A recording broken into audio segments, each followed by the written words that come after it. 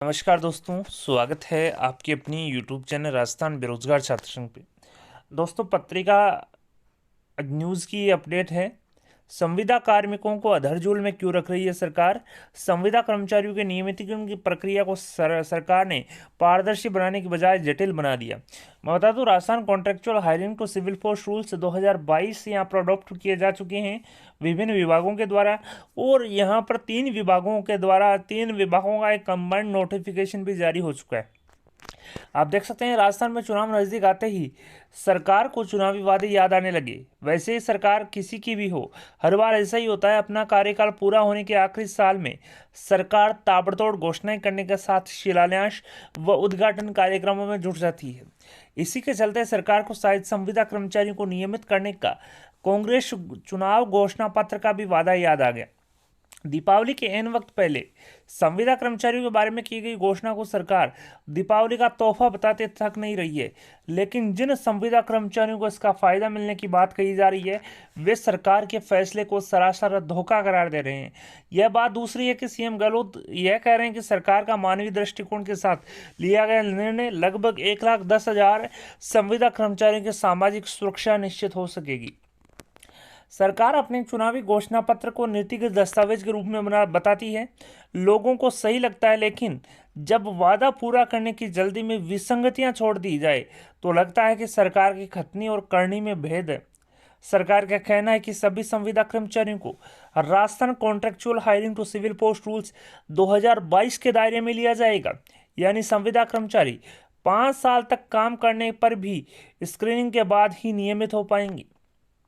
अब सवाल यह है कि जिसने 10 साल की सर्विस संविदा पर पूरी कर ली, उसके लिए दरवाजे बंद हैं।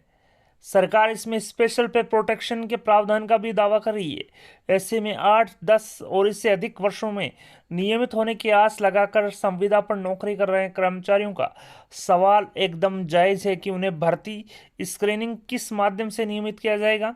साथ ही एजेंसी के माध्यम से संविदा पर लगे गए कार्मिकों को इन नियमों के दायरे से बाहर कर दिया। एक तरफ से सरकार संविदा कर्मचारियों के नियमितीकरण की प्रक्रिया को सरल और सहज और पारदर्शी बनाने के बजाय जटिल बना दिया। अगर संबंधित संविदा कार्मिक ही छलावा मान रहे हैं तो सरकार के दावों पर सवाल उठाना लाजमी है। होना तो यह चाहिए कि सरकार इस संबंध में उठने वाली शंकाओं का समाधान कर पारदर्शी व्यवस्था लागू करे। इसमें कुछ खामियां रखी गई है, यानी कि जो पहले संविदा पर काम कर रहे हैं उनका किस प्रकार से स्क्रीनिंग होगी। विभागवार कैडर बनाने की यहाँ पर घोषणा की है। जैसा कि आप देख सकते हैं, 1,10,000 संविदा कर्मचारी होने जा रहे हैं नियमित। हर Rajasthan contractual hiring to civil post rules 2022 लागू। वर्ष 2021-22 के बजट में संविदा कर्मचारियों को विभागवार कैडर बनाने की घोषणा की थी। वर्ष 2022-23 के बजट में मानदेय में करीब 20% का इजाफा हुआ था। मैं बता दूं, जो 20% का इजाफा है सभी संविदा कर्मचारियों के में नहीं हुआ। कुछ जो संविदा कर्मचारी जैसे कि पैरा टीचर, पंचायत सहायक और रोजगार सहायक के मानदेय में 20% का इजाफा हुआ था। अन्य के मानदेय में 20% का इजाफा नहीं किया गया था। संविदा कर्मचारियों का 5 साल पर तक काम करने पर पदों के नियमित होने पर स्थायीकरण, यानी कि दोस्तों अगर आपने 5 साल तक काम कर लिया तो उनका क्या होगा, पूरा जो है बायोडेटा खुलकर नहीं बताया गया है। इसके अलावा पद को स्थायी पद के समकक्ष माना जाकर इसी आधार पर संविदा कर्मचारियों के मानदेय का निर्धारण किया जाएगा।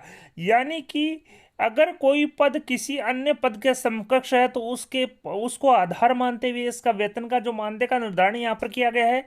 साथ ही स्पेशल पे प्रोटेक्शन का प्रावधान भी किया गया है और नियमित होने पर ओल्ड पेंशन का लाभ भी यहाँ पर मिलेगा। लेकिन दोस्तों, यहाँ पर जो Rajasthan contractual hiring to civil force rules 2022 लागू किए हैं, विभागवार संविदा कर्मचारियों का कैडर भी यहाँ पर तय किया गया है।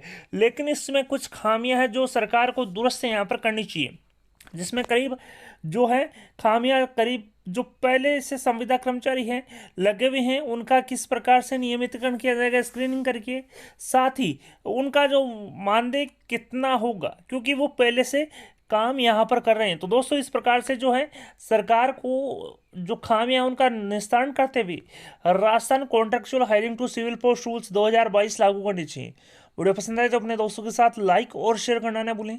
आपके अपनी यूट्यूब चैनल राजस्थान बेरोजगार छात्र संघ को सब्सक्राइब करें। धन्यवाद दोस्तों।